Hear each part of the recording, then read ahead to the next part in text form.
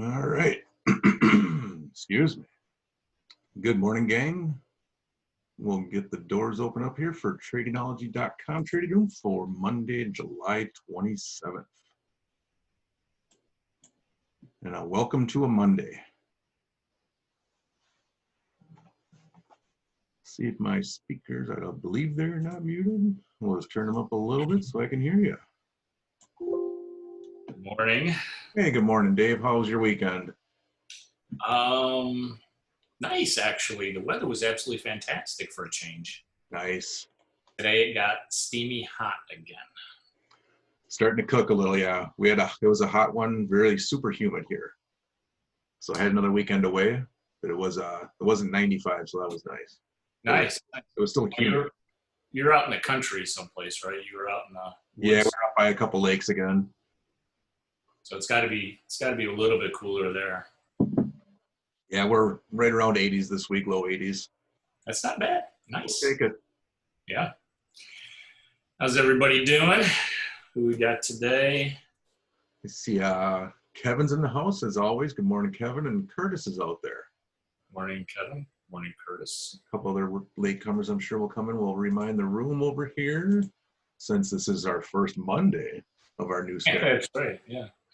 Yeah, last Wednesday was our first Wednesday, and now today we have our first one. We'll put a little reminder out there. There we go. Yeah, I was had a few people asking quick just on the MES strategy that we run. There was a nice little move here, so there were some quick profits taken. So didn't go as far as typical, but there was some nice profitable trading from the MES strategy this morning. So that was nice to see again. Beautiful. People asking questions, getting the good answers. So if there's ever a doubt. But yeah, definitely just taking a quick look here. We started out below, it's moved above on the internals, but a lot of basically just hovering right around zero for the volume. So no major moves expected at this time, unless something happens. Yeah, when we're in the middle like that, it's just a little up and down movement for most of the day. Yeah, there was a nice move to the upside shortly after the open. That was about it. Let's see.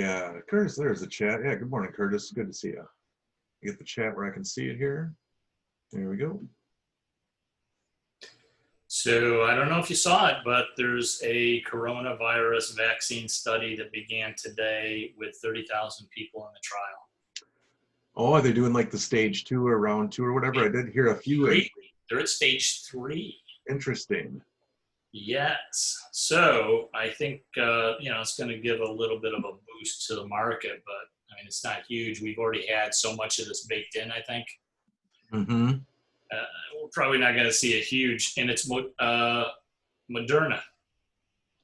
Remember the stock that went up on the news and went down on the news and then went up on Right. the coaster stock? So somebody must not have had their position filled yet, so they dropped it again so they could get back in. Yes. That makes a little bit of sense. The other news is they're coming out with another stimulus bill today, too. Yeah, that's supposed to pass the next 1,200, right? Yeah. That's last I saw again, and that Mnuchin was talking about. Now, I haven't dug into it, but a couple of people have mentioned that this $1,200 is going to be like a tax credit on your next year's return. Oh, instead of actually a check, it's going to be a credit. No, it's going to be a check. Okay. So you get the $1,200, but basically they're going to say, hey, look, we gave you $1,200 when you do your taxes next year, and you're going to have to pay whatever your normal rate of taxes on it. Well, of course, they're going to count it as income. Yes. Right. It's always a hitch. Oh, yeah. There was the same thing that happened where I had the SBA actually calling me and emailing me again saying, hey, you inquired about this. It's ready for you. And as the guy calls, he's like, well, did you hear about it turned into a grant? I'm like, wait, say that again? Okay, bye. I'm like, what did he just say? The guy was like quick to hang up. So I was like, nope, I'm good to go. Then he says, well, did you hear about it turned into a grant? I'm like, wait, what? Then he clicked. I'm like, what happened there? Then here's the funniest thing is, so that was Friday, I think. And then Really? yesterday, on a Sunday, I'm getting emails from legal paralegals from the government saying, yeah, here's your contract if you want to do it, just sign here. So I emailed her back. I said, thanks for the info. Did I hear that these were turned into grants? Within 2 minutes, she replies back again. She's like, no, we're sorry to report, sir, but those funds have been already allocated. There's no more grant money left, so this would be a pure loan. I'm like, okay, go ahead and close the request. She's like, all taken care of. I'm like, who is this paralegal working on a Sunday that responds within minutes for the government? That's strange. That's like the weirdest thing ever, isn't it? Yeah. Then Like he was quick on worker. Yeah, between actual phone calls from someone On Sunday and calls. People. Yeah. I was like, they're really trying hard to get that loan out there. Yeah. I'm like, no, thanks. Close the file. Okay. See, so you didn't participate in the stimulus. And so now it's the money that's being printed, is less because you didn't take it. So now you've got, so you helped not to hyperinflate the economy. You did your part. Yes. Just trying to do all of our parts that we can. That's right. Let's not hyperinflate, guys. Not yet. Let's just, keep it nice and steady here. But we may not have a choice. I mean, there's a lot of other stimulus going on. I don't know if you heard, but I did a Twitter post on Algeria's inflation rate, which is going up extremely high. And I made the comment that maybe we're exporting inflation. Algeria is a recipient of one of the swap lines, I believe, with the Federal Reserve Bank. Interesting. Yes. I did see it come across. I didn't get a chance to dive into the details on that, so I will follow up on that one. And I think with the petrodollar, being, the U.S.-based reserve currency and the petrodollar, I think there's probably a lot to what happened in Venezuela, and the way that their dollar got devalued was because of the petrodollar. Right. I could see it. That makes sense. It's amazing how much that actually affects things that it's typically not realized. That's right. Yeah.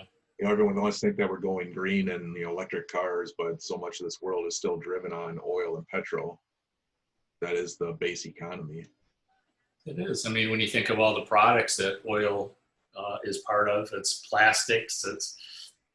Think of all the just the plastics that surround you. Right. It's a lot.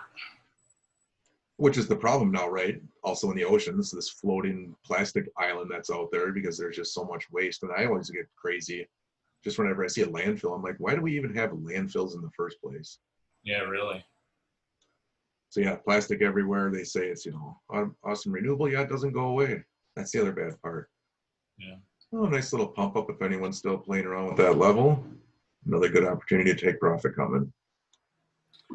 RTY outperforming, is it? Or no, the NASDAQ is outperforming today, but it looks a little bit lower than the RTY at this point. Yeah, the RTY is definitely the later rally after we took a little pullback from the NQ side. Right. Oh, I see. The RTY dipped more in the first couple minutes. Yep. But they're all coming up to some resistance areas here. So anybody that's in a trade there, good time to take some profits off the table. There you go. BD pulled a few points out of that. Good job, BD. You might have got this little move right here. Nice. Yeah, 32.25 was my level for this morning. So once it broke that, I was then just looking for a short 5-point trade there. And if it happens to break above, little teaser, above 32.50, it's got some room to run again. I probably won't personally be in something like that, but that possibility is there. Absolutely. And of course, you noticed on the market timer spreadsheet that we've got the ABS consistently below that 1500 level now. And so we've got volatility coming down. Yeah, interesting. It was the first bearish hurting in a long time. First square filled in there, I saw. Yeah. And but I mean, if we continue to go higher today, it's probably going to be an orphan. And you got MT volatility declining to 80%, so it's a pretty good. Yeah, way down. A little bit of conflicting there with the flow coming up, right? So it's probably one of those, not a major move day again, though. Also, that we talked about last week is smaller moves and the lower volatility with the AVS coming down, whereas it might not be a multi-hundred, 500-point day. It might just be a shorter day. Right. Or a Yeah, less. the pipeline is more sensitive to short-term moves. That's why it's kind of up over those last 2 days, the 23rd and 24th. But the longer term volatility is the MT volatility. Yeah, look at how that 27-day came right back down after it peaked up close to 2,000 again. Yep. That's what it does, and that's why it's highlighted. It gets up to that level, then it starts to, we start to see a little bit of a pullback there. Yeah, there's a reason things are shaded in here, right? There's a reason Yeah. highlighted, there's a reason that is, there's a reason this is, all these. Yep, and you see why the 21-day sum, when we hit that minus 14 and 15 right there, we went up about 4 days afterwards because that's a typical level where we get some support. Yeah, they got way down. There you go. Exactly. Yep. And then the resistance is at 17 on the 27, and we went down 2 days. So those are all of the, there's a lot of information on this spreadsheet, and you really got to study it for a while and take it in. And once you do, you can't live without it. I can't live without it. I mean, I can't trade without it. Exactly. Tim says he was in there too. Good job, Tim. A couple of the guys that are in the Slack channel, I know. Take your profits already, Tim? Or are you still in? Yeah, we got those internals in that midsection, so we're going to be up and down, up and down. Took the money. Good job. Take that money off the table. I like to hear it. Just like you're looking across the board, right? We're running into it, running into it. RTY, look at that big reversal again. Big weekend for our precious metals again. Yeah, incredibly. I noted that this morning, and silver is up 7% right now to $24.37. And gold is up $42 at $19.43. So yeah, big moves in the precious metals. Yeah, really, really impressive moves there. I have to believe that the reason it's going up is because the U.S. dollar index is continuing to decline and it broke a new low. Broke the low at 94.72 and we're at 93.53. That's the only thing that's going down coming into the open, wasn't it? Everything is up except for the dollar. Yes. Yeah, we even have cryptocurrencies up. For the most part, it seems kind of mixed though, but I think some of the ones that have been up a lot are starting to see a little bit of a decline. So we saw Link, XLM, VET, ADA down today. But we've got Ethereum and Bitcoin above 10,000. Yeah, I saw a few notices about 10.2, 10.400 were some interesting levels to watch for Bitcoin. If I remember correctly, I forget who was calling that out, or there was. Yeah, 10.4 is a pretty good level to watch because at that point you're breaking through the highs of the June 1st. So June 1st, we hit a high of 10,425, and it backed off from that point.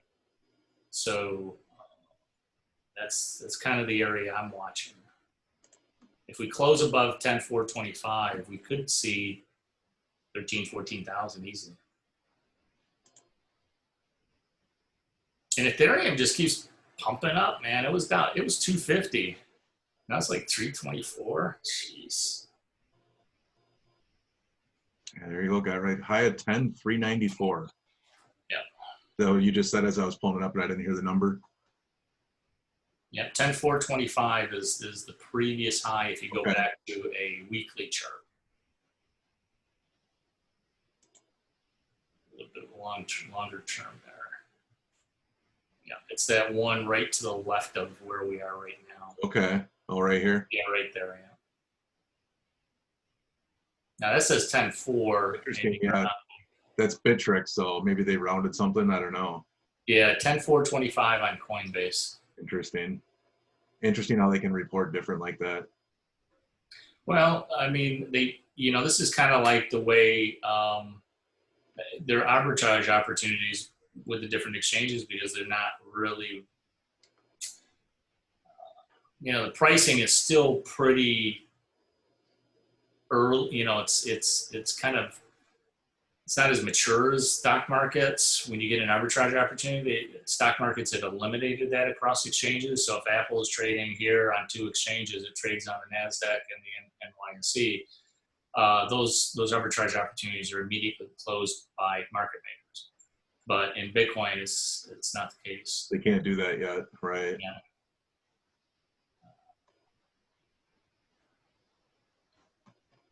Let's see. Yeah, you mentioned Ethereum there.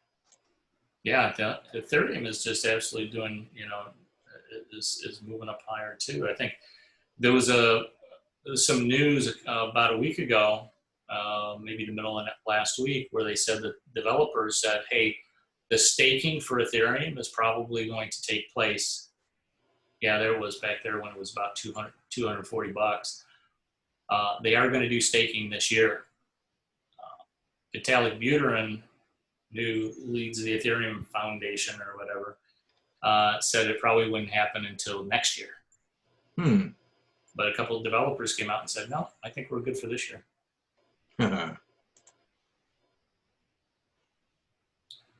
XRP pumped up across 22 cents and has backed off of it twice now. So I'm not sure what's going on there. I wish that we didn't have a lot of overhead supply in XRP, but we do. So it's like every penny increment, 21 cents. Look at the last time I hit 21 cents on that one big candle. Yeah, that was 23. That was right there, 21. It backed off. It hits 22. It backs off. Now we got to get through here, which is 22.50. Yeah. Yeah, 23.50. 23.50. Yeah. So all of those areas have some overhead supply. I think people want to get out of their position. We'll just wait for supply up here. Yeah, or $3. Exactly.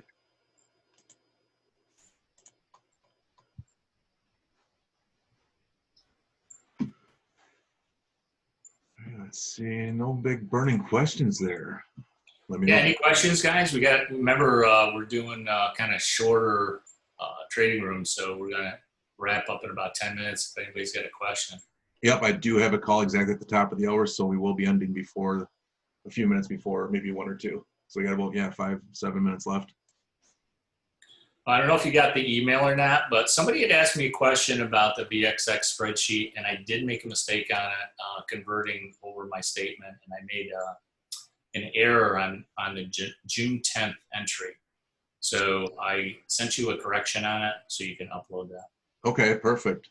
Speaking of the VXX, should we let them in on a little secret? Yes, we are consolidating some resources here, and we're just kind of, combining forces, so to speak, and the VXX program now is going to be on Tradingology's courses. Tradingology courses, yes. So if you guys haven't seen it yet, go take a look. The VXX Pro Trading System is now green and right in the middle, front and center. I like the green. I figured it only makes sense, right? Yes. So maybe Dave and I will work offline for anybody that has it originally to match up access. Because the old access is not gone, correct? Everybody that signed up? Everybody still has access there, but slowly over the next few days and weeks, we'll kind of transition over to the setup here at Tradingology. Yeah, we'll migrate you over here. If anybody doesn't have it yet, you can now get it directly through here. So we're, like as Dave says, we're combining the efforts there. And we know a lot of people have the same courses. So instead of making you go to different places to get different lessons, we just figured hey, we're working together. Let's just put it together to help people out. Yeah, because we get a lot of cross support. Oh, for sure. You get support for Strong Market, and I get support for Tradingology. It's like, wow, everybody's confused. So we're going to try to get it all on Tradingology. We're going to make it easy for you guys. You got it. And also, the Wealth Masterclass is going to be up there too. It will be. That one's a few more videos, so I'm working on getting those ported over. So sooner or later, you will see that there as well. Yep. Absolutely. So that'll make it easier for all you guys. Tim's in the room. Wow, Tim. Tim's got the broken record going. I know we've talked about it. I want to do this live trade weeks. It's just we've been so busy. I'm sorry, Tim, that I haven't got a chance to get those lined up, but it is still on my to-do list. That's enough. I'm going to work on at least giving some nuggets in the chat room until we can do those live. I know Dave and I need to work our schedules for that again. So if we can do like a week, we'll figure out, there'll just be a one-time, hey, here's live for this week. And if you guys want to join, you can. I was going to try and do it like every 6 weeks, give or take. That is still a goal. So I do hear you, Tim, and I appreciate you. Keep reminding me so that keeps the fire burning. Absolutely, Tim. Now we got a couple more minutes. We can do it if you wanted to. I just want to show these guys something. If you want to do a quick screen share here. Yeah, I can swap it out. Okay. I'll back up. I switched my background. I had to see Canada again. That's a nice one. Let's see. You disabled. I can't share. You can't share? Let me let you share. Disable. I'll make you a co-host, then you can share. Okay. These security settings nowadays.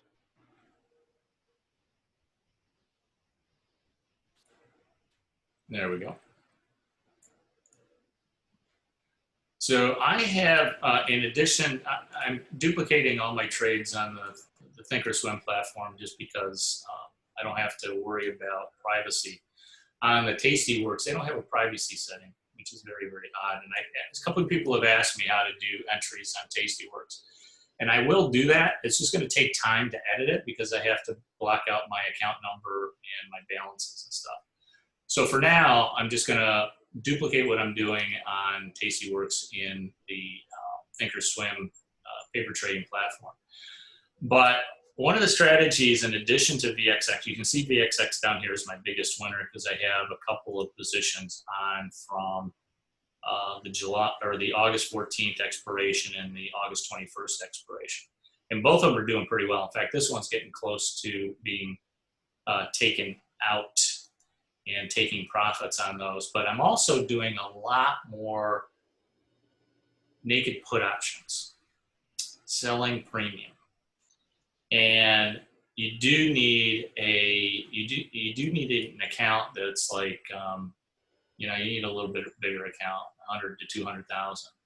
But I just kind of want to report on some of the stuff I've tested. Now, I'm not doing it in my real account yet. I'm not selling naked options yet, but I'm testing it out. And so I put it on here, and you can see this is a put and a call, which is a strangle. I'm writing it. So I'm selling those options when volatility is high. And so far, it's been doing pretty well. I closed out some positions last Thursday and Friday for close to $1,000 in profit over just about 3 days. I'm up right now. If you take out the VXX trades, I'm up a couple $100 on the naked options. I'm doing really small contracts. So I did 3 on HOG. Pelotonin, I did 1 of each on the put and calls. The nice thing about Tastyworks, though, is when you do a strangle like this, out of the money, selling a call, selling a put, they margin it properly. The margin on a single contract is only about $500. So even though they're naked options, they do know how to margin it because they know you've got offsetting positions. If the market goes up, you've got one that will make money, you got one that's going to lose money a little bit, but they do margin it properly. Thinkorswim hasn't really caught on to that. This one is on TLT, which I've had for a while now, and Uber is a new one because they dropped last week. It was either Thursday or Friday. I put just 3 contracts on, and I'm making a little bit of money. But it seems to be I'm using high premium, high implied volatility as an opportunity to sell premium. Just FYI. We'll talk about it in the trading room. I'm not going to do a course on it, but we'll do a trade. We'll keep it to the trading room, and for the live stuff. And if you guys have any questions on that, you can always just let me know. But you do need a higher balance in order to be able to do that on Thinkorswim. If you're doing strangles, if you're writing strangles, Tasty Works knows how to do it very, very well. It's a flashback to the trading as a business and selling premium days. A little bit, only I'm doing more naked options rather than a full iron condor like back then. Yeah, exactly. And I'm doing much smaller contracts. So with trading as a business, I was doing 10, 20, 50 contracts at a time. But what I realized is that I could sell without having the protection of the long call or put on those spreads. I can just do a naked option, but do fewer contracts and make more money. Sure. Makes sense. Yeah. So in addition to the VXX, though, as you can see, as you saw from the screenshot, that's the bread and butter. That's where most of the money is made. That's the bread and butter. The other ones you can think of it as, your speculation to keep your curiosity peak. Keep it going. You're playing almost. Keep it going. It's like a video game. High implied volatility. I think I'll sell that one. But it works really well. Awesome. Looking forward to it. It'll give us something more to talk about on the quick live ones too. And as you guys know, we'll be back again tomorrow. So we're about to wrap it up here. Absolutely, guys. Have a great day. We'll see you again tomorrow. Take it easy, Dave. We'll talk soon. Yeah. Bye-bye.